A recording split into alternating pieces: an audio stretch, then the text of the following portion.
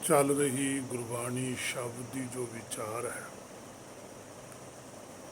ਜੋ ਗੁਰਕਿਰਪਾ ਦੁਆਰਾ ਆਪਾਂ ਸਾਰੇ ਰਲ ਮਿਲ ਕੇ ਕਰਦੇ ਹਾਂ, ਜਿੰਨੀ ਕੁ ਸੋਝੀ ਗੁਰਬਾਣੀ ਬਖਸ਼ਦੀ ਉਨੀ ਕੀ ਵਿਚਾਰ ਕੀਤੀ ਜਾਂਦੀ ਹੈ। ਜੇ ਕਿਸੇ ਹੋਰ ਕੋਲ ਵੱਧ ਸੋਝੀ ਹੈ ਗੁਰਬਾਣੀ ਦੀ, ਉਹ ਜ਼ਰੂਰ ਸਾਂਝੀ ਕਰੇ, ਤਾਂ ਕਿ ਵੱਧ ਤੋਂ ਵੱਧ ਸੋਝੀ ਪ੍ਰਾਪਤ ਕਰਨ ਨਾਲ ਜੋ ਜਨਮ ਜਨਮੰਤਰਾਂ ਦੀ ਮੈਲ ਲੱਗੀ ਹੋਈ ਹੈ, ਭਰਮ ਹੈ, ਉਹ ਦੂਰ ਹੋ ਸਕੇ। ਜਿਵੇਂ ਆਪਾਂ ਨੇ ਪਾਤਸ਼ਾਹ ਦਾ ਬਚਨ ਵਿਚਾਰਿਆ ਸੀ, ਆਪੇ ਬੀਜ ਆਪੇ ਹੀ ਖਾ, ਨਾਨਕ ਹੁਕਮੀ ਆਵੈ ਜਾ। ਉਸ ਤੋਂ ਜਿਹੜਾ ਅਗਲਾ ਬਚਨ ਹੈ ਪਾਤਸ਼ਾਹ ਦਾ, ਜਿਸ ਦੀ ਵਿਚਾਰ ਆਪਾਂ ਕਰਾਂਗੇ, ਪਾਤਸ਼ਾਹ ਕਹਿੰਦੇ ਤੀਰਥ ਤਪ ਦਇਆ ਦਤ ਦਾਨ, ਜੇ ਕੋ ਭਾਵੈ ਤਿਲ ਕਾ ਪਾਵੈ। ਹੁਣ ਸੰਸਾਰ ਦੇ ਅੰਦਰ ਇਹ ਚੀਜ਼ਾਂ ਧਰਮ ਦੇ ਖੇਤਰ ਵਿੱਚ ਬਹੁਤ ਜ਼ਿਆਦਾ ਮਹੱਤਵਪੂਰਨ ਨੇ, ਉੱਤਮ ਗਿਣੀਆਂ ਜਾਂਦੀਆਂ ਨੇ, ਚੰਗੀਆਂ ਗਿਣੀਆਂ ਜਾਂਦੀਆਂ ਨੇ। ਵੀ ਤੀਰਥ 'ਤੇ ਯਾਤਰਾ ਕਰਨੀ, ਸਰੀਰ ਕਰਕੇ ਤਪ ਕਰਨਾ, ਕਿਸੇ ਉੱਪਰ ਦਇਆ ਕਰਨੀ, ਫਿਰ ਦਤ ਕਰਮ ਕਰਨੇ, ਮਿਥ ਮਿਥ ਕੇ ਦਾਨ ਕਰਨਾ, ਮਿਥ ਮਿਥ ਕੇ ਕਿਸੇ ਦੀ ਸੇਵਾ ਕਰਨੀ, ਫਿਰ ਦਾਨ ਕਰਨਾ, ਵੱਧ ਤੋਂ ਵੱਧ ਇੱਕ ਦੂਸਰੇ ਨੂੰ ਵੱਧ ਕੇ ਦਾਨ ਦੇਣਾ। ਇਹ ਸੰਸਾਰ ਦੇ ਅੰਦਰ ਧਰਮ ਦੇ ਖੇਤਰ ਅੰਦਰ ਬਹੁਤ ਜ਼ਿਆਦਾ ਪ੍ਰਚਲਿਤ ਹੈ।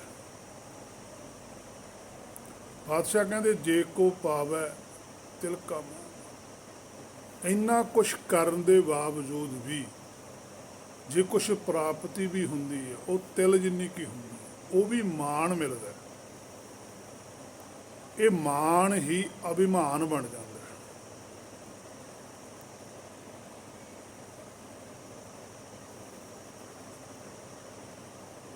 ਹੁਣ ਅਸਲ ਵਿੱਚ ਪਾਤਸ਼ਾਹ ਉਹਨਾਂ ਲੋਕਾਂ ਨੂੰ ਇਹ ਗੱਲ ਸਮਝਾਉਣੀ ਚਾਹੁੰਦੇ ਵੀ ਤੀਰਥ ਜ਼ਰੂਰੀ ਹੈ, ਤਪ ਵੀ ਜ਼ਰੂਰੀ ਹੈ, ਦਇਆ ਵੀ ਜ਼ਰੂਰੀ ਹੈ, ਦਤ ਵੀ ਜ਼ਰੂਰੀ ਹੈ, ਦਾਨ ਵੀ ਜ਼ਰੂਰੀ ਹੈ, ਪਰ ਅਸਲੀ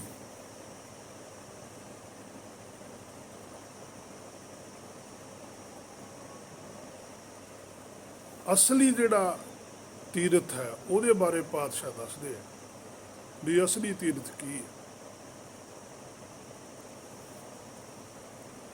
ਜੇ ਹੁਣ ਦੇਖਿਆ ਜਾਵੇ ਬਾਹਰ ਜਿਹੜੇ ਤੀਰਥ ਨੇ, ਜਿਨ੍ਹਾਂ ਨੂੰ ਅਸੀਂ ਮੰਨਦੇ ਹਾਂ, ਅੱਜ ਸਿੱਖ ਮੱਤ ਵਾਲੇ ਵੀ ਮੰਨਦੇ ਆ, ਉਸ ਵੇਲੇ ਦੂਜੀਆਂ ਮੱਤਾਂ ਵਾਲੇ ਮੰਨਦੇ ਸੀ। ਉਹਨਾਂ ਦੂਜੀਆਂ ਮੱਤਾਂ ਵਾਲਿਆਂ ਨੂੰ ਤਾਂ ਜਾ ਕੇ ਪਾਤਸ਼ਾਹ ਨੇ ਉਪਦੇਸ਼ ਦਿੱਤਾ, ਦੱਸਿਆ ਵੀ ਭਾਈ ਅਸਲੀ ਤੀਰਥ ਆ ਹੈ। ਪਰ ਜਿਹੜੇ ਅੱਜ ਸਿੱਖ ਮੱਤ ਦੇ ਅੰਦਰ ਵੀ ਤੀਰਥ ਬਣ ਗਏ, ਉਹਨਾਂ ਤੀਰਥਾਂ ਦੇ ਉੱਪਰੋਂ ਵੀ ਅਸਲੀ ਤੀਰਥ ਦੀ ਜਾਣਕਾਰੀ ਨਹੀਂ ਦਿੱਤੀ ਜਾਂਦੀ। ਜੇ ਦਿੱਤੀ ਵੀ ਜਾਂਦੀ ਹੈ ਤਾਂ ਰਲਗੱਡ ਕਰਕੇ, ਕਿਉਂਕਿ ਉਹਨਾਂ ਨੂੰ ਗੁਰਬਾਣੀ ਅਰਥਾਉਣੀ ਪੈਂਦੀ ਹੈ। ਉਹ ਗੁਰਬਾਣੀ ਦੀਆਂ ਗੱਲਾਂ ਵੀ ਕਹਿੰਦੇ ਵੀ ਇਹ ਵੀ ਸਹੀ ਹੈ, ਪਰ ਆ ਵੀ ਸਹੀ ਹੈ। ਉਹ ਦੋਨਾਂ ਨੂੰ ਸਹੀ ਪਾਉਂਦੇ ਆ। ਪਰ ਜਿਹੜੀ ਆਮ ਲੋਕ ਨੇ ਜੋ ਧਰਮ ਦੇ ਉੱਪਰ ਭਰੋਸਾ ਕਰਦੇ ਆ, ਉਹ ਉਹਨਾਂ ਦੋਨਾਂ ਗੱਲਾਂ ਨਾਲ ਸਹਿਮਤ ਹੋ ਜਾਂਦੇ ਆ। ਦੋਨਾਂ ਗੱਲਾਂ ਨੂੰ ਹੀ ਸੱਚ ਮੰਨਦੇ ਆ ਵੀ ਇਹ ਵੀ ਠੀਕ ਹੈ ਜੀ, ਉਹ ਵੀ ਠੀਕ ਹੈ।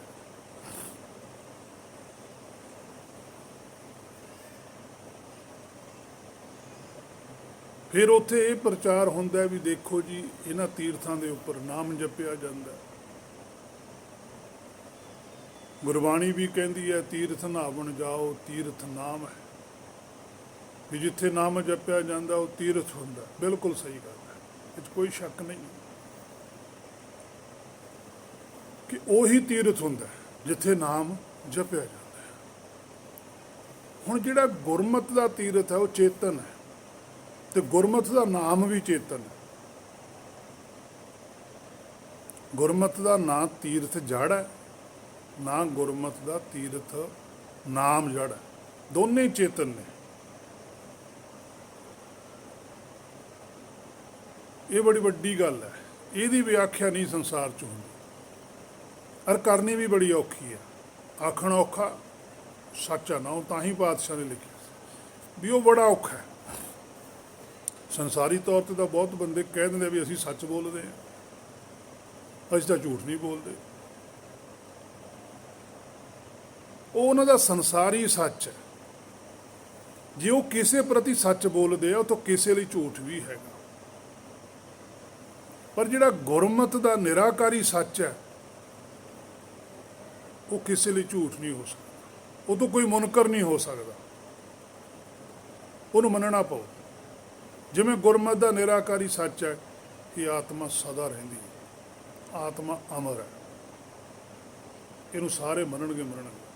ਜਦੋਂ ਆਤਮਾ ਸੱਚ ਰਹਿੰਦੀ ਹੈ, ਆਤਮਾ ਅਮਰ ਹੈ, ਆਤਮਾ ਖਤਮ ਨਹੀਂ ਹੁੰਦੀ, ਫਿਰ ਮਰਦਾ ਕੀ ਹੈ?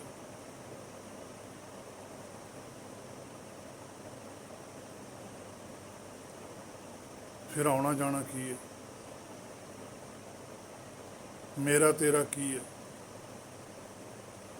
ਜਸ ਅਪਜਸ ਕੀ ਹੈ? ਲਾਭ ਹਾਨੀ ਕੀ ਹੈ?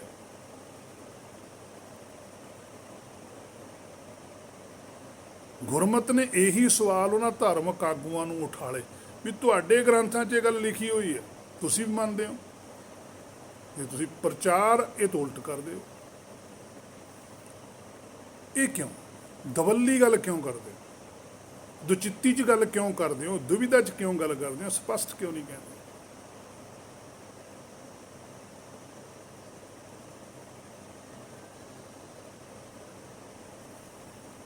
ਤੇ ਹੁਣ ਅਸੀਂ ਵੀ ਸਿੱਖ ਮੱਤ ਵਾਲੇ ਵੀ ਬਾਹਰ ਤੀਰਥ ਮੰਨਦੇ ਆ, ਪਰ ਗੁਰਬਾਣੀ ਤੀਰਥ ਦਾ ਖੰਡਨ ਕਰਦੀ ਹੈ।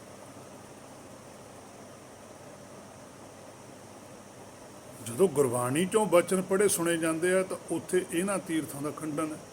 ਜਿਵੇਂ ਪਾਤਸ਼ਾਹ ਕਹਿੰਦੇ ਆ ਅੰਗ 335 ਦੇ ਉੱਪਰ, ਨਹਾਵਣ ਕੋ ਤੀਰਥ ਘਨੇ ਮਨ ਬਉਰਾਰੇ, ਪੂਜਨ ਕੋ ਬਹੁ ਦੇਵ। ਕਹਿੰਦੇ ਨਹਾਉਣ ਵਾਸਤੇ ਤਾਂ ਬਹੁਤ ਤੀਰਥ ਬਣੇ ਹੋਏ ਆ। ਮਨ ਬਉਰਾਰੇ, ਮਨ ਫੇਰ ਪਾਗਲ ਦਾ ਪਾਗਲੀ ਹੈ। ਮਨ ਫੇਰ ਵੀ ਸੰਤੁਸ਼ਟ ਨਹੀਂ ਹੋ ਰਿਹਾ, ਮਨ ਫੇਰ ਵੀ ਸ਼ੁੱਧ ਨਹੀਂ ਹੋ ਰਿਹਾ। ਪੂਜਨ ਕੋ ਬਹੁ ਦੇਵ, ਦੇਵਤੇ ਪੂਜਾ ਵਾਸਤੇ ਵੀ ਬਹੁਤ ਨੇ, ਔਰ ਮਨ ਉਸ ਦੇਵਤੇ ਦੀ ਵੀ ਭੈ ਨਹੀਂ ਰੱਖਦਾ। ਉਹਦੀ ਪੂਜਾ ਵੀ ਕਰੀ ਜਾਂਦਾ, ਉਹਦੀ ਭੈ ਵੀ ਨਹੀਂ ਰੱਖਦਾ। ਉਸ ਦੇਵਤੇ ਦੀ ਗੱਲ ਵੀ ਨਹੀਂ ਮੰਨਦਾ, ਪੂਜਾ ਵੀ ਕਰੀ ਜਾ ਰਿਹਾ, ਔਰ ਉਹ ਦੇਵਤਾ ਵੀ ਨਹੀਂ ਉਹਨੂੰ ਫਿਰ ਕੁਛ ਕਹਿੰਦਾ ਵੀ ਤੂੰ ਜਦ ਮੇਰੀ ਗੱਲ ਹੀ ਨਹੀਂ ਮੰਨਦਾ, ਫਿਰ ਤੂੰ ਮੇਰੇ ਕੋਲ ਕਿਉਂ ਰਹਿਣਾ? ਕਹਿੰਦੇ ਕਹੋ ਕਬੀਰ ਛੂਟਨ ਨਹੀਂ ਮਨ ਬਉਰਾਰੇ। ਸ੍ਰੀ ਕਬੀਰ ਸਾਹਿਬ ਜੀ ਕਹਿੰਦੇ, ਹੇ ਮੇਰੇ ਮਨਾ, ਇਸ ਚੀਜ਼ੀ ਨਾਲ ਛੁੱਟਿਆ ਨਹੀਂ ਜਾਣਾ। ਫਿਰ ਛੁੱਟਿਆ ਕਿਵੇਂ ਜਾਊ? ਛੂਟਨ ਹਰ ਕੀ ਸੇਵ, ਹਰ ਦੀ ਸੇਵਾ ਕਰਨਾ ਛੁੱਟ ਹੁੰਦਾ। ਹੁਣ ਪਹਿਲਾਂ ਤਾਂ ਹਰ ਲੱਭਣਾ ਪਊ ਵੀ ਹਰ ਕੀ ਹੈ, ਫਿਰ ਹਰ ਦੀ ਸੇਵਾ ਹੋਊਗੀ। ਉਹ ਜਿਹੜਾ ਹਰ ਹੈ ਉਹਦੀ ਸੇਵਾ ਨਾਲ ਛੁੱਟੋ।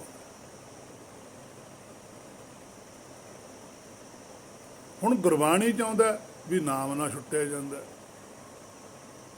ਤਾਂ ਇਹਦਾ ਮਤਲਬ ਨਾਮ ਤੇ ਸੇਵਾ ਇੱਕੋ ਹੀ ਗੱਲ ਹੈ, ਦੋ ਚੀਜ਼ਾਂ ਨਹੀਂ।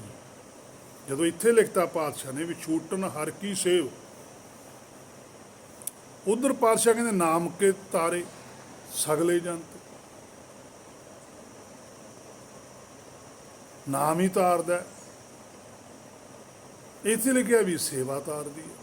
ਤੇ ਇਹਦਾ ਮਤਲਬ ਇੱਥੋਂ ਸਪਸ਼ਟ ਹੋ ਜਾਂਦਾ ਗੁਰਬਾਣੀ ਮੁਤਾਬਕ ਕਿ ਨਾਮ ਤੇ ਸੇਵਾ ਇੱਕੋ ਹੀ ਗੱਲ ਹੈ, ਸ਼ਬਦ ਦੋ ਨੇ। ਪਰ ਜਦੋਂ ਸਾਡੇ ਸੰਸਾਰੀ ਧਾਰਮਿਕ ਲੋਕ ਇਹਦਾ ਪ੍ਰਚਾਰ ਕਰਦੇ ਆ, ਉਹ ਸੇਵਾ ਨੂੰ ਹੋਰ ਚੀਜ਼ ਨੂੰ ਮੰਨਦੇ ਆ, ਨਾਮ ਹੋਰ ਨੂੰ ਮੰਨਦੇ ਆ। ਇੱਥੋਂ ਫਰਕ ਪੈਂਦਾ ਹੈ। ਪ੍ਰਚਲਿਤ ਚੀਜ਼ ਇਹੀ ਚੱਲਦੀ। ਹੋਰ ਵੀ ਬਿਆੰਤ ਬਚਨ ਨੇ ਗੁਰਬਾਣੀ ਦੇ ਵਿੱਚ, ਪਰ ਅਸਲ ਵਿੱਚ ਜਿਹੜਾ ਸਾਡਾ ਅਸਲੀ ਤੀਰਥ ਹੈ ਉਹ ਨਾਮ ਹੈ, ਉਹ ਸੇਵਾ ਹੀ ਹੈ। ਤੀਰਥ ਨਹਾਵਣ ਜਾਹੂੰ, ਪਾਤਸ਼ਾਹ ਕਹਿੰਦੇ ਜਾਣਾ ਚਾਹੀਦਾ। ਤੀਰਥ, ਤੀ ਹੁੰਦੀ ਹੈ ਬੁੱਧੀ, ਰਥ ਹੁੰਦੀ ਹੈ ਜਿਹਦੀ ਉਹਨੇ ਸਵਾਰੀ ਕਰਨੀ। ਨਾਨਕ ਮੇਰ ਸ਼ਰੀਰ ਕਾ ਇੱਕ ਰਥ ਇੱਕ ਰਥਵਾਹੋ। ਇੱਕ ਰਥ ਹੈ, ਇੱਕ ਨੂੰ ਰਥ ਨੂੰ ਚਲਾਉਣ ਵਾਲਾ ਵੀ ਹੈ।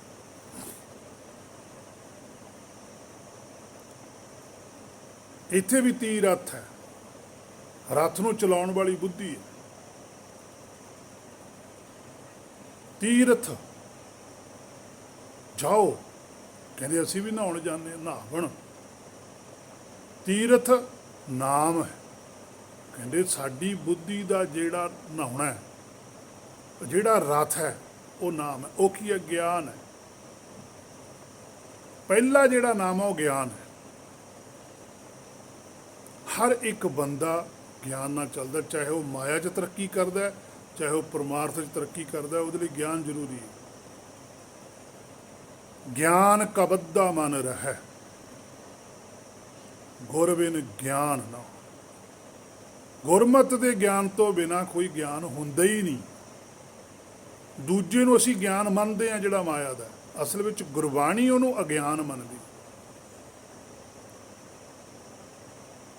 ਉਹਨੂੰ ਅਸੀਂ ਵਿਦਿਆ ਮੰਨਦੇ ਹਾਂ ਜੋ ਸੰਸਾਰ 'ਚ ਹੈ, ਗੁਰਬਾਣੀ ਉਹਨੂੰ ਅਵਿਦਿਆ ਮੰਨਦੀ।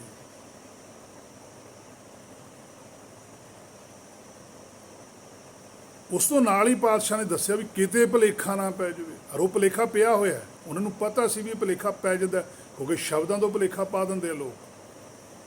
ਕਿ ਦੇਖੋ ਜੀ, ਗੁਰੂ ਸਾਹਿਬ ਨੇ ਵੀ ਤਾਂ ਲਿਖਿਆ ਵੀ ਤੀਰਥ ਨਹਾਵਣ ਜਾਓ, ਤੀਰਥ ਨਾਮ ਹੈ, ਵੀ ਜਿੱਥੇ ਤੀਰਥਾਂ ਤੇ ਨਾਮ ਜਪਿਆ ਜਾਂਦਾ ਉਹਨਾਂ ਤੀਰਥਾਂ ਤੇ ਨਹਾਉਣਾ ਜ਼ਰੂਰੀ ਹੈ।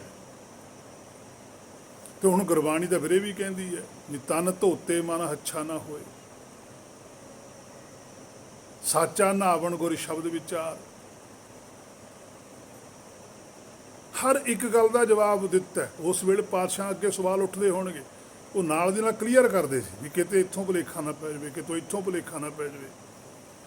ਹਰ ਇੱਕ ਭੁਲੇਖੇ ਨੂੰ, ਹਰ ਇੱਕ ਭਰਮ ਨੂੰ, ਹਰ ਇੱਕ ਵਹਿਮ ਨੂੰ ਗੁਰਬਾਣੀ ਨੇ ਦੂਰ ਕੀਤਾ। ਪਰ ਸਾਡੇ ਜਦੋਂ ਪ੍ਰਚਾਰ ਕਰਦੇ ਆ, ਦੇਖੋ ਜੀ ਗੁਰਬਾਣੀ 'ਚ ਲਿਖਿਆ ਹੈ ਤੀਰਥ ਨਹਾਵਣ ਜਾਓ, ਤੀਰਥ ਨਾਮ ਹੈ, ਆ ਦੇਖੋ ਜੀ ਲਿਖਿਆ। ਉਹ ਅਗਲਾ ਵਚਨ ਪੜ੍ਹਨਾ ਹੀ ਨਹੀਂ। ਜੇ ਪੜ੍ਹਨਾ ਵੀ ਤਾਂ ਮਲਮੀ ਜਵਾਨਾ ਪੜ੍ਹ ਦੇਣਾ, ਪ੍ਰਚਾਰ ਪਹਿਲੇ ਦਾ ਹੀ ਕਰਨਾ। ਤੀਰਥ ਦੀ ਵੈਲਿਊ ਜ਼ਿਆਦਾ ਕਰਨੀ ਹੈ। ਅਸਲ ਵਿੱਚ ਵੈਲਿਊ ਨਾਮ ਦੀ ਹੈ, ਮਹੱਤਤਾ ਨਾਮ ਦੀ ਹੈ, ਵਿਸ਼ੇਸ਼ਤਾ ਹੀ ਨਾਮ ਦੀ ਹੈ। ਅੱਗੇ ਪਾਤਸ਼ਾਹ ਕਹਿੰਦੇ ਤੀਰਥ ਸ਼ਬਦ ਵਿਚਾਰ। ਕਹਿੰਦੇ ਆਹ ਇਹ ਸਾਡਾ ਤੀਰਥ, ਜਿਹੜਾ ਸਾਡਾ ਨਾਮ ਹੈ ਨਾ, ਜਿਹੜਾ ਅਸੀਂ ਨਾਮ ਲਿਖਿਆ ਪਹਿਲਾਂ, ਪਾਤਸ਼ਾਹ ਕਹਿੰਦੇ ਉਹ ਸ਼ਬਦ ਵਿਚਾਰ ਹੈ ਕਿ ਜਿਹੜਾ ਤੁਹਾਨੂੰ ਅਸੀਂ ਉਪਦੇਸ਼ ਦਿੱਤਾ ਹੋਇਆ, ਇਹਦੀ ਵਿਚਾਰ ਕਰਨੀ ਹੈ। ਇਹਦੇ ਨਾਲ ਕੀ ਹੋਊਗਾ? ਅੰਤਰ ਗਿਆਨ ਹੈ। ਅੰਦਰ ਜਦੋਂ ਤੁਸੀਂ ਸ਼ਬਦ ਵਿਚਾਰ ਕਰੋਗੇ, ਸ਼ਬਦ ਦੇ ਵਿੱਚੋਂ ਤੁਹਾਨੂੰ ਗਿਆਨ ਮਿਲੂਗਾ।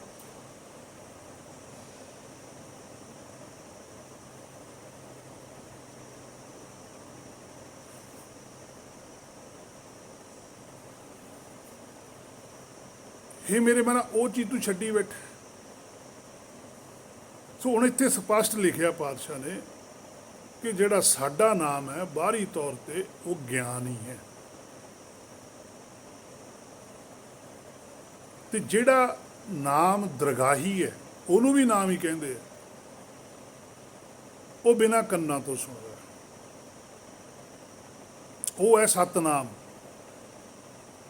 ਸੱਤ ਜਿਹੜੀ ਸਾਡੀ ਜੋਤ, ਸਾਡਾ ਮੂਲ ਸੱਤ ਸਰੂਪ ਹੈ, ਉਹਦੀ ਜਿਹੜੀ ਸਵੈ ਇੱਛਾ ਹੈ ਉਹ ਨਾਮ ਹੈ, ਉਹ ਹੁਕਮ ਹੈ, ਉਹ ਉਹਨੂੰ ਹੀ ਸੁਣਦਾ ਹੈ। ਉਹਨੂੰ ਸੁਣਨ ਵਾਸਤੇ ਤਾਂ ਅਸੀਂ ਸੁਭਾਵ ਸਾਗਰ 'ਚ ਆਏ ਹਾਂ। ਕਿਸੇ ਵੇਲੇ ਉਹ ਸਾਨੂੰ ਸਪਸ਼ਟ ਸੁਣਦਾ ਸੀ, ਅਸੀਂ ਉਹਨੂੰ ਸਪਸ਼ਟ ਸੁਣਦੇ ਸੁਣਦੇ ਦੇ ਵਿਚਾਲੇ ਇੱਕ ਆਪਣੀ ਇੱਛਾ ਖੜੀ ਕੀਤੀ, ਭਰਮ ਖੜਾ ਕਰ ਲਿਆ, ਉਹ ਸਾਨੂੰ ਸਪਸ਼ਟ ਸੁਣਨ ਤੋਂ ਰਹਿ ਗਿਆ। ਉਹਨੂੰ ਦੁਬਾਰਾ ਹੁਣ ਸਪਸ਼ਟ ਸੁਣਨ ਵਾਸਤੇ ਆਇਓ ਸੁਣਨ ਪੜਨ ਕੋ ਬਾਣੀ, ਉਹ ਬਾਣੀ ਨੂੰ ਦੁਬਾਰਾ ਸੁਣਨ ਵਾਸਤੇ ਅਸੀਂ ਆਏ। ਨਾਮ ਵਿਸਾਰ ਲੱਗਿਆ ਅਨ ਲਾਲਚ। ਪਾਤਸ਼ਾਹ ਕਹਿੰਦੇ ਉਸ ਨਾਮ ਨੂੰ ਤਾਂ ਤੂੰ ਵਿਸਾਰਤਾ, ਲੱਗਿਆ ਅਨ ਲਾਲਚ, ਤੂੰ ਤਾਂ ਹੋਰ ਲਾਲਚ 'ਚ ਪੈ ਗਿਆ। ਜਿਹੜਾ ਤੂੰ ਹੁਣ ਸੰਸਾਰੀ ਨਾਮ ਜਪਦਾ ਉਹ ਤਾਂ ਤੂੰ ਲਾਲਚ ਲਈ ਜਪਦਾ, ਉਹਦੇ ਲਈ ਤੂੰ ਕੋਈ ਇੱਛਾ ਲਈ ਖੜਾ। ਬਿਰਥਾ ਜਨਮ ਪੁਰਾਣੀ ਕਹਿੰਦੇ ਤਾਂ ਬਿਰਥਾ ਜਾ ਰਿਹਾ। ਫਿਰ ਉਹ ਨਾਮ ਤਾਂ ਤੈਨੂੰ ਮਿਲ ਹੀ ਨਹੀਂ ਰਿਹਾ। ਉਸ ਨਾਮ ਦੀ ਜਿਹੜੀ ਬਰਕਤ ਹੈ ਉਹਦੇ ਨਾਲ ਕੀ ਹੁੰਦਾ ਹੈ ਕਿ ਸਾਡੇ ਅੰਦਰੋਂ ਮੇਰ ਤੇਰ ਖਤਮ ਹੋ ਜਾਂਦੀ ਹੈ। ਗੁਰਮੁਖ ਦੇ ਹਿਰਦੇ 'ਚ ਜਦੋਂ ਨਾਮ ਪ੍ਰਗਟ ਹੋ ਜਾਂਦਾ, ਜਿਹੜਾ ਦਰਗਾਹ ਤੋਂ ਪ੍ਰਵਾਨਿਤ ਨਾਮ ਹੈ, ਸੱਚਖੰਡ ਦਾ ਨਾਮ ਹੈ, ਹੁਕਮ ਹੈ, ਉਸ ਜੀਵ ਦੀ ਇਹ ਸਥਿਤੀ ਬਣ ਜਾਂਦੀ ਹੈ ਇਸ ਸੰਸਾਰ ਦੇ ਅੰਦਰ ਕਿ ਸਤਿਗੁਰ ਸਭਨਾਂ ਦਾ ਭਲਾ ਹੈ। ਉਹਦੀ ਜ਼ੁਬਾਨ ਤੋਂ ਕਦੇ ਕਿਸੇ ਦਾ ਬੁਰਾ ਨਹੀਂ ਨਿਕਲ ਸਕਦਾ।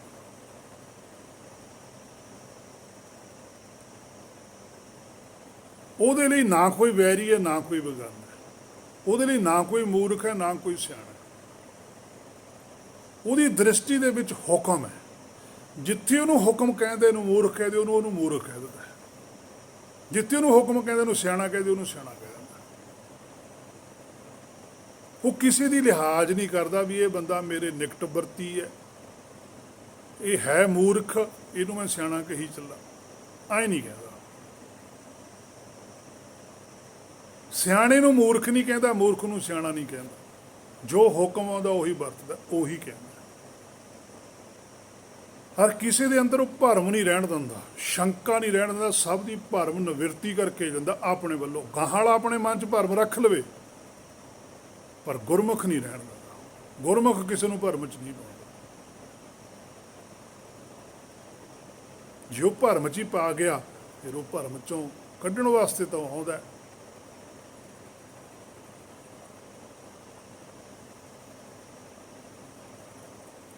ਸੋ ਇਹ ਨਿਸ਼ਾਨੀਆਂ ਵੀ ਦੱਸੀਆਂ ਨੇ ਪਾਤਸ਼ਾਹ ਨੇ ਵੀ ਕੋਈ ਤੇ ਹਰ ਕੋਈ ਫਿਰ ਤਾਂ ਕਹਿ ਸਕਦਾ।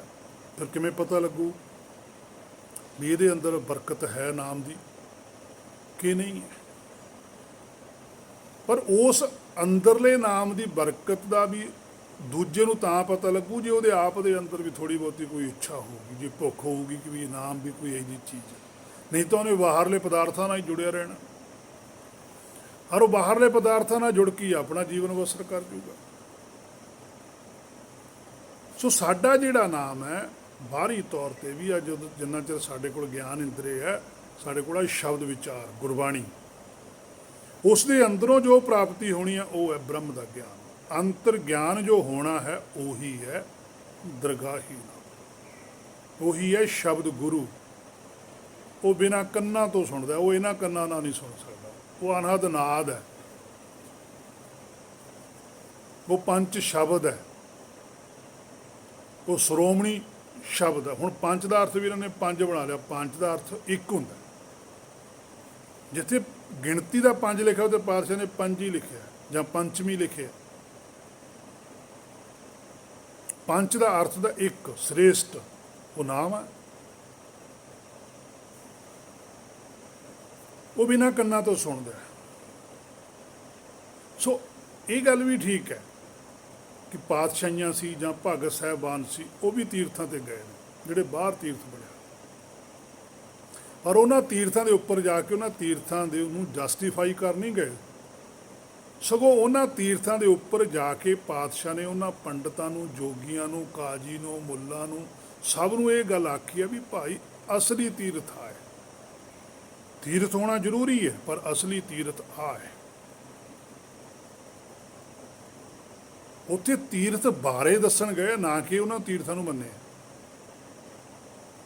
68 ਤੀਰਥ ਗੁਰ ਘਰੇ ਦਿਖਾਏ ਵੀ ਲਿਖਿਆ, ਉਹ ਤਾਂ ਹਿਰਦੇ 'ਚ ਹੀ ਨੇ, ਬਾਹਰ ਤਾਂ ਹੁੰਦਾ ਹੀ ਨਹੀਂ ਹੈ। ਬਾਹਰ ਜਿਹੜਾ ਸਾਰਾ ਕੁਝ ਬਣਾਇਆ ਉਹ ਬਾਹਰਲੇ ਸਰੀਰ ਦੇ ਰਹਿਣ ਵਾਸਤੇ ਬਣਾਇਆ। ਉਹ ਚਾਹੇ ਜਾਂ ਤੁਸੀਂ ਘਰ ਬਣਾ ਲਓ, ਚਾਹੇ ਜਾਂ ਗੁਰਦੁਆਰਾ ਬਣਾ ਲਓ, ਉਹ 'ਚ ਕੋਈ ਫਰਕ ਨਹੀਂ ਹੈ। ਉਹ ਸਾਡੇ ਸੰਸਾਰੀ ਲੋਕਾਂ ਦੇ ਮਨ ਵਿੱਚ ਜ਼ਰੂਰ ਗੱਲ ਵੱਜ ਜਾਂਦੀ ਹੈ। ਅਸੀਂ ਗੁਰਦੁਆਰੇ ਨੂੰ ਜਾਂ ਮੰਦਰ ਨੂੰ ਜਾਂ ਮਸਜਿਦ ਨੂੰ ਅਹਿਮੀਅਤ ਜ਼ਿਆਦਾ ਦੇ ਦਿੰਦੇ ਆ, ਆਪਣੇ ਘਰ ਨੂੰ ਅਹਿਮੀਅਤ ਘੱਟ ਦਿੰਦੇ। ਅਸੀਂ ਗੁਰਦੁਆਰੇ ਗਲਤ ਕੰਮ ਕਰਨ ਤੋਂ ਡਰਦੇ ਹਾਂ, ਘਰਾਂ 'ਚ ਤਾਂ ਕਰੀ ਜਾਂਦੇ ਹਾਂ। ਕੀ ਫਿਰ ਘਰਾਂ ਦੇ ਵਿੱਚ ਹੁਕਮ ਨਹੀਂ ਚੱਲਦਾ? ਕੀ ਉਹ ਘਰ ਪਰਮੇਸ਼ਰ ਦੀ ਦ੍ਰਿਸ਼ਟੀ 'ਚੋਂ ਬਾਹਰ ਹੈ?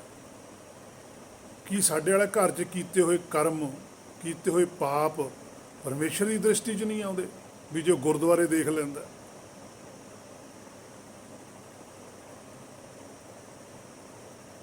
ਅਸੀਂ ਗੁਰਦੁਆਰੇ ਤਾਂ ਨਹੀਂ ਕਰਦੇ, ਬਾਹਰ ਜਾ ਕੇ ਕਰ ਲੈਂਦੇ। ਕੀ ਬਾਹਰ ਪਰਮੇਸ਼ਰ ਹੈ ਨਹੀਂ?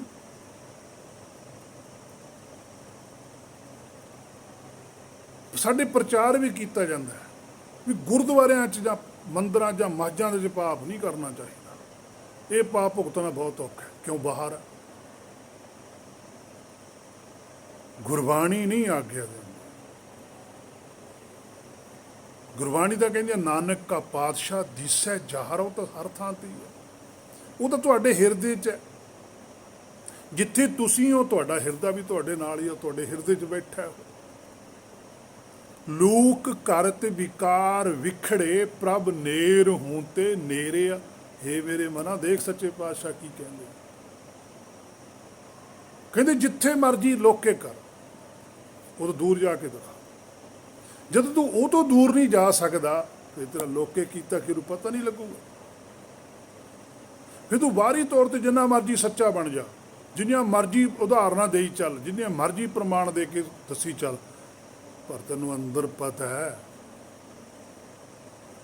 ਉਹ ਤੋਂ ਨਹੀਂ ਕੁਛ ਵੀ ਛੁਪਿਆ।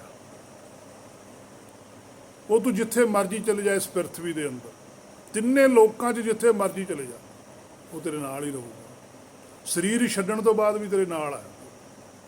ਤੇਰਾ ਆਪਣਾ ਮੂਲ ਹੀ ਹੈ, ਕਿਹੜਾ ਕੋਈ ਹੋਰ ਹੈ। ਪਰ ਭਗਤ ਸਾਹਿਬਾਨਾਂ ਨੇ ਜਾ ਕੇ ਉਹਨਾਂ ਤੀਰਥਾਂ ਦੇ ਉੱਪਰ ਅਸਲੀ ਤੀਰਥ ਦੀ ਗੱਲ ਦੱਸੀ ਹੈ। ਅਸਲੀ ਤਪ ਦੱਸਿਆ ਪਾਤਸ਼ਾਹ ਨੇ ਵੀ ਅਸਲੀ ਤਪ ਕੀ ਹੈ। ਆਪਣੇ ਮਨ ਨੂੰ ਹੁਕਮ ਦੇ ਵਿੱਚ ਰਹਿਣ ਲਈ ਰਾਜੀ ਰੱਖਣਾ, ਤਪਾਉਣਾ। ਜਿਵੇਂ ਕਿਸੇ ਕੱਚੀ ਚੀਜ਼ ਦਾ ਮੁੱਲ ਪਵਾਉਣ ਵਾਸਤੇ ਨੂੰ ਪਕਾਇਆ ਜਾਂਦਾ ਹੈ। ਕੱਚੀ ਚੀਜ਼ ਦਾ ਮੁੱਲ ਘੱਟ ਹੁੰਦਾ, ਪੱਕੀ ਦਾ ਜ਼ਿਆਦਾ ਹੁੰਦਾ। ਇਸੇ ਤਰ੍ਹਾਂ ਮਨ ਨੂੰ ਪਕਾਉਣਾ ਹੈ ਕਿ ਜੋ ਗੁਰਬਾਣੀ ਕਹਿ ਰਹੀ ਹੈ ਇਹਦੇ ਅਨੁਸਾਰ ਚੱਲ। ਜਿੰਨਾ ਗੁਰਬਾਣੀ ਦਾ ਸੇਕ ਮਨ ਨੂੰ ਲੱਗੂਗਾ, ਜਿੰਨੀ ਸ਼ਬਦ ਵਿਚਾਰ ਮਨ ਮੰਨੂਗਾ, ਉਨਾ ਹੀ ਇਹਦਾ ਤਪ ਹੁੰਦਾ ਚੱਲੇਗਾ। ਜਦੋਂ ਇੱਟ ਪੱਕ ਜਾਂਦੀ ਹੈ, ਤਪ ਕਰਦੀ ਇੱਟ ਹੈ, ਫਿਰ ਉਹ ਕਿਸੇ ਤੇ ਦਇਆ ਕਰਦੀ ਹੈ। ਮੈਂ ਇੱਥੇ ਪ੍ਰਮਾਣ ਦੇ ਰਿਹਾ ਇੱਟ ਦਾ। ਜਦੋਂ ਇੱਟ ਅੱਗ ਨਾਲ ਪੱਕ ਗਈ, ਉਹਨੇ ਫਿਰ ਕਿਸੇ ਤੇ ਦਇਆ ਕੀਤੀ, ਕਿਸੇ ਦਾ ਘਰ ਬਣ ਗਿਆ, ਉੱਥੇ ਰਹਿਣ ਵਾਲਿਆਂ ਨੂੰ ਕਿੰਨਾ ਸੁੱਖ ਹੋ ਗਿਆ। ਤਪੀ ਤਾਂ ਹੁਣ ਇੱਟ ਹੈ ਨਾ, ਸੁੱਖ ਕੋਈ ਹੋਰ ਲੈ ਰਿਹਾ। ਇਸੇ ਤਰ੍ਹਾਂ ਤਪ ਦਾ ਮਨ ਹੈ। ਜਦੋਂ ਮਨ ਤਪ ਜਾਂਦਾ ਫਿਰ ਇਹਦੇ ਅੰਦਰ ਤਰਸ ਪੈਦਾ ਹੁੰਦਾ। ਤਪੇ ਹੋਏ ਮਨ ਦੇ ਅੰਦਰ, ਜਿਹਦੇ ਅੰਦਰ ਗੁਰਬਾਣੀ ਦਾ ਰੰਗ ਚੜ ਜਾਂਦਾ, ਜਿਹੜਾ ਗੁਰਬਾਣੀ ਅਨੁਸਾਰ ਚੱਲਦਾ, ਫਿਰ ਉਹਦੇ ਅੰਦਰ ਦਇਆ ਆਉਂਦੀ ਹੈ ਵੀ ਇਹ ਵੀ ਯਾਰ ਸੁੱਖ ਲੈਣ। ਦਇਆ ਜਾਣੇ ਜੀ ਕੀ, ਉਹ ਫਿਰ ਜੀ ਦੇ ਉੱਪਰ ਦਇਆ ਕਰਦਾ, ਆਪਣੇ ਮੂਲ ਦੇ ਉੱਪਰ। ਮਨ ਨੇ ਦਇਆ ਕਰਨੀ ਆਪਣੇ ਮੂਲ ਦੇ ਉੱਪਰ। ਉਹਨੂੰ ਸਮਝਾਉਂਦਾ ਵੀ ਨਹੀਂ ਆਪਾਂ ਇੱਥੋਂ ਗਲਤ ਆ। ਪਹਿਲਾਂ ਮੈਨੂੰ ਵੀ ਭੁਲੇਖਾ ਸੀ, ਇਹ ਏਕਣ ਨਹੀਂ ਹੈ ਗੱਲ। ਉਹ ਦੋਨਾਂ ਦੀ ਸੁਰ ਇੱਕ ਹੋ ਜਾਂਦੀ ਹੈ। ਜਦੋਂ ਜੀ ਤੇ ਦਇਆ ਹੁੰਦੀ ਹੈ ਤਾਂ ਕਿਛ ਪੁੰਨ ਦਾਨ ਕਰੇ, ਫਿਰ ਉਹ ਦਇਆ ਜਿਹੜੀ ਹੁੰਦੀ ਹੈ ਉਹਦੇ ਚੋਂ ਦੱਤ ਮਿਲਦਾ ਹੈ। ਦੱਤ ਹੁੰਦਾ ਕਿਸੇ ਚੀਜ਼ ਤੇ ਪੂਰਾ ਭਰੋਸਾ ਕਰਕੇ ਖੜ ਜਾ। ਆਪਾਂ ਕਹਿੰਦੇ ਵੀ ਇਹਨੂੰ ਉਹਦੇ ਤੇ ਫਲਾਣੇ ਤੇ ਪੱਕਾ ਭਰੋਸਾ, ਉਹਦਾ ਯਕੀਨ ਨਹੀਂ ਟੁੱਟ ਸਕਦਾ। ਇਸੇ ਤਰ੍ਹਾਂ ਜਦੋਂ ਮਨ ਪੱਕ ਜਾਂਦਾ ਗੁਰਬਾਣੀ ਦੀ ਸੋਝੀ ਲੈ ਕੇ, ਉਹ ਫਿਰ ਆਪਣੇ ਮੂਲ ਤੇ ਦਇਆ ਕਰਦਾ। ਉਹ ਦੋਨੇ ਜਾਣੇ ਆਤਮਾ ਪ੍ਰਾਤਮਾ ਇੱਕ ਹੋ ਜਾਂਦੇ ਆ। ਅੰਦਰੋਂ ਭਰਮ ਖਤਮ ਹੋ ਜਾਂਦਾ। ਫਿਰ ਦਾਨ ਹੈ, ਫਿਰ ਸ਼ਬਦ ਗੁਰੂ ਹਿਰਦੇ ਚੋਂ ਪ੍ਰਗਟ ਹੁੰਦਾ। ਉਹ ਜਿਹੜਾ ਸ਼ਬਦ ਗੁਰੂ ਹਿਰਦੇ ਚੋਂ ਪ੍ਰਗਟ ਹੋ ਜਾਂਦਾ, ਉਹੀ ਦਾਨ ਫਿਰ ਉਹ ਕਿਸੇ ਗੁਰਮੁਖਾਂ ਨਾਲ, ਹੋਰਾਂ ਨਾਲ ਵੀ ਸਾਂਝਾ ਕਰਦਾ। ਉਹਨਾਂ ਨੂੰ ਜਾਣਕਾਰੀ ਦਿੰਦਾ, ਦਾਨ ਨਹੀਂ ਦੇ ਰਿਹਾ, ਦਾਨ ਦੀ ਜਾਣਕਾਰੀ ਦਿੰਦਾ ਵੀ ਆਹ ਦਾਨ ਹੁੰਦਾ ਹੈ। ਕਿਛ ਪੁੰਨ ਦਾਨ ਕਰੇ, ਉਹ ਦਾਨ ਕਰਦਾ, ਉਹ ਗਿਆਨ ਦਿੰਦਾ ਕਿ ਆਹ ਜਿਹੜਾ ਮੇਰੇ ਕੋਲ ਦਾਨ ਆਇਆ ਹੋਇਆ ਉਹ ਭਾਈ ਆਹ ਹੈ। ਹੁਣ ਦੇ ਰਿਹਾ ਉਹ ਜਾਣਕਾਰੀ, ਪਰ ਕਹਿ ਰਿਹਾ ਦਾਨ ਹੀ ਦੇ ਰਿਹਾ। ਸ਼ਬਦ 'ਚ ਫਰਕ ਪੈਂਦਾ ਹੁੰਦਾ। ਜਿਵੇਂ ਆਪਾਂ ਕਹਿੰਦੇ ਮੈਂ ਨਾਮ ਲੈ ਲਿਆ, ਉਹ ਕਹਿੰਦਾ ਵੀ ਨਾਮ ਲਿਆ, ਫਿਰ ਦਿਖਾ ਕਿੱਥੇ ਆ।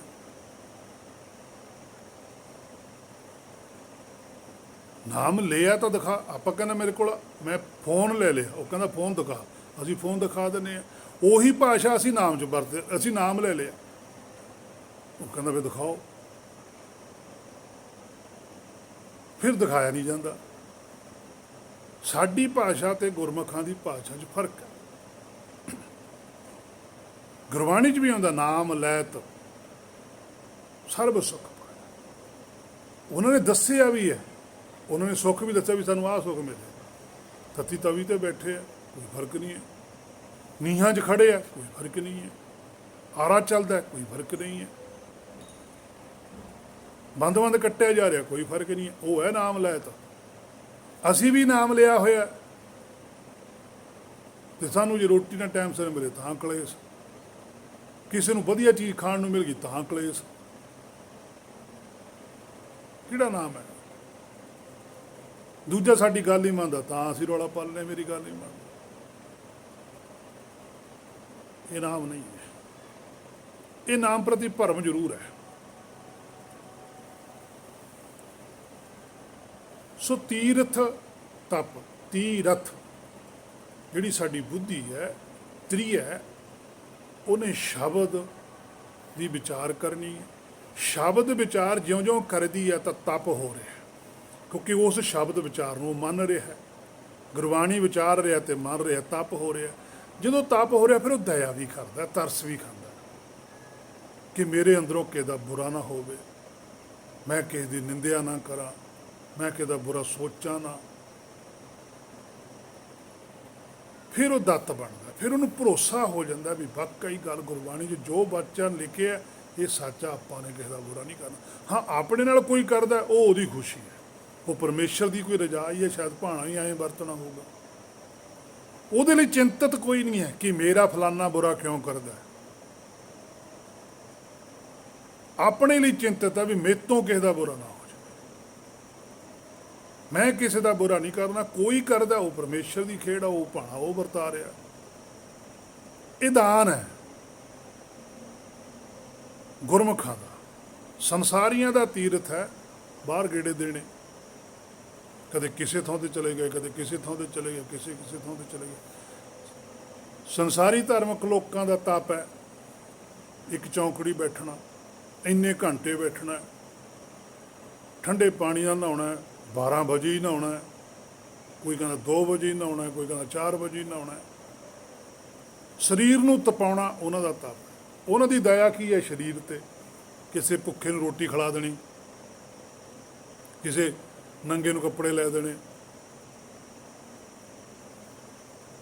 ਜਾਨਵਰਾਂ ਦੇ ਉੱਪਰ ਦਇਆ ਕਰਨੀ ਹੈ, ਉਹਨਾਂ ਦੇ ਸਰੀਰ ਤੇ ਦਇਆ। ਇਹ ਉਹਨਾਂ ਦਾ ਦੱਤ ਹੈ, ਇਹ ਉਹਨਾਂ ਦਾ ਭਰੋਸਾ ਹੈ ਵੀ ਇਹੀ ਕੁਛ ਹੈ। ਉਹੀ ਭਰੋਸੇ ਨਾਲ ਕਰਦੇ। ਦਾਨ ਹੈ, ਪੈਸੇ ਦਿੰਦੇ ਆ, ਕੱਪੜੇ ਦਿੰਦੇ ਆ, ਰਾਸ਼ਨ ਦੇ ਦਿੰਦੇ ਆ, ਉਹ ਉਹਨੂੰ ਦਾਨ ਮੰਨਦੇ ਆ ਵੀ ਦਾਨ ਹੈ, ਪਰ ਗੁਰਬਾਣੀ ਨਹੀਂ ਮੰਨਦੀ। ਉਹਨਾਂ ਦਾ ਜੋ ਕੁਝ ਸੰਸਾਰੀ ਧਾਰਮਿਕ ਲੋਕਾਂ ਦਾ ਕੀਤਾ ਜਾਂਦਾ, ਪਾਤਸ਼ਾਹ ਕਹਿੰਦੇ ਉਹਨਾਂ ਲਈ ਕੀ ਹੈ? ਜੇ ਕੋ ਪਾਵੈ, ਜੇ ਉਹਨਾਂ ਨੂੰ ਕੁਛ ਜੋ ਪ੍ਰਾਪਤ ਹੁੰਦਾ, ਤਿਲ ਕਾ ਮਾਨ। ਕਿੰਨਾ ਕੁ ਮਾਣ ਹੁੰਦਾ? ਤਿਲ ਜਿੰਨਾ ਮਾਣ ਹੁੰਦਾ। ਉਹ ਮਾਣ ਹੀ ਮੁੜ ਕੇ ਅਭਿਮਾਨ ਬਣ ਜਾਂਦਾ। ਪਰ ਜਿਹੜਾ ਗੁਰਮੁਖਾਂ ਦਾ ਤੀਰਥ ਹੈ, ਗੁਰਮੁਖਾਂ ਦਾ ਤਪ ਹੈ, ਗੁਰਮੁਖਾਂ ਦੀ ਦਇਆ, ਗੁਰਮੁਖਾਂ ਦਾ ਦੱਤ ਹੈ, ਗੁਰਮੁਖਾਂ ਦਾ ਦਾਨ ਹੈ, ਉਹ ਇਹਨਾਂ ਨੂੰ ਭਵ ਸਾਗਰ 'ਚੋਂ ਪਾਰ ਲੈ ਜਾਂਦਾ। ਉਹਨਾਂ ਦੇ ਅੰਦਰੋਂ ਮਾਣ ਖਤਮ ਹੋ ਜਾਂਦਾ, ਉਹਨਾਂ ਦੇ ਅੰਦਰੋਂ ਹੰਕਾਰ ਖਤਮ ਹੋ ਜਾਂਦਾ, ਦੁਵਿਧਾ ਖਤਮ ਹੋ ਜਾਂਦੀ ਹੈ, ਚਿੰਤਾ ਖਤਮ ਹੋ ਜਾਂਦੀ ਹੈ। ਉਹ ਸਾਰਾ ਜੀਵਨ ਉਹਦੀ ਰਜ਼ਾ ਵਿੱਚ ਗੁਜ਼ਾਰਦੇ ਹੈ। ਹੇ ਮੇਰੇ ਮਨਾ, ਜਿਹੜੇ ਤੇਰੇ ਵਰਗੇ ਹੈ, ਉਹ ਥੋੜ੍ਹਾ ਜਿਹਾ ਕਰਕੇ 2 ਬੰਦੇ ਵਡਿਆ ਦੇਣ ਤਾਂ ਉਹ ਕਹਿੰਦੇ ਵੀ ਮੇਰੇ ਵਰਗਾ ਤਾਂ ਕੋਈ ਹੈ ਹੀ ਨਹੀਂਗਾ, ਬਾਕੀ ਤਾਂ ਸਾਰੇ ਐਵੇਂ ਹੀ ਤੁਰੇ ਫਿਰਦੇ ਆ, ਤੇ ਉਹ ਮੁੜ ਮੁੜ ਕੇ ਫਿਰ ਇਸੇ ਸੰਸਾਰ 'ਚ ਕਿਹੜਾ ਦਿੰਦੇ ਰਹਿੰਦੇ ਆ। ਸੋ ਹੇ ਮੇਰੇ ਮਨਾ, ਇਹ ਵਿਚਾਰ ਤੂੰ ਦੇਖ ਵੀ ਤੂੰ ਕਿੱਧਰ ਨੂੰ ਚੱਲਣਾ। ਗੁਰਬਾਣੀ ਨੇ ਤੇਰੇ ਸਾਹਮਣੇ ਰਸਤਾ ਕਲੀਅਰ ਕਰਕੇ ਦੱਸਦਾ ਵੀ ਜੇ ਭਾਈ ਇੱਧਰ ਨੂੰ ਚੱਲਣਾ ਤਾਂ ਇਸ ਤਰ੍ਹਾਂ ਹੋਊਗਾ, ਜੇ ਤੂੰ ਇੱਧਰ ਨੂੰ ਚੱਲਣਾ ਤਾਂ ਇਸ ਤਰ੍ਹਾਂ ਹੋਊਗਾ। ਅੱਗੇ ਤੇਰੀ ਮਰਜ਼ੀ ਹੈ। ਮਦਦ ਗੁਰਬਾਣੀ ਕਹਿੰਦੀ ਮੈਂ ਤੇਰੀ ਕਰੂੰਗੀ, ਉਹ ਕਰੂੰਗੀ ਜਿੱਧਰ ਨੂੰ ਮਰਜ਼ੀ ਆ ਜਾ। ਸੋ ਇੱਥੋਂ ਤੱਕ ਅੱਜ ਦੀ ਵਿਚਾਰ ਸੀ ਜੋ ਗੁਰ ਕਿਰਪਾ ਦੁਆਰਾ ਕੀਤੀ ਗਈ ਆ। ਅਗਲੀ ਵਿਚਾਰ ਜੇ ਗੁਰ ਨੇ ਚਾਹਿਆ ਫਿਰ ਕੀਤੀ ਜਾਵੇਗੀ। ਹੋਈਆਂ ਬੇਅੰਤ ਭੁੱਲਾਂ ਦੀ ਖਿਮਾ। ਵਾਹਿਗੁਰੂ ਜੀ ਕਾ ਖਾਲਸਾ, ਵਾਹਿਗੁਰੂ ਜੀ ਕੀ ਫਤਿਹ।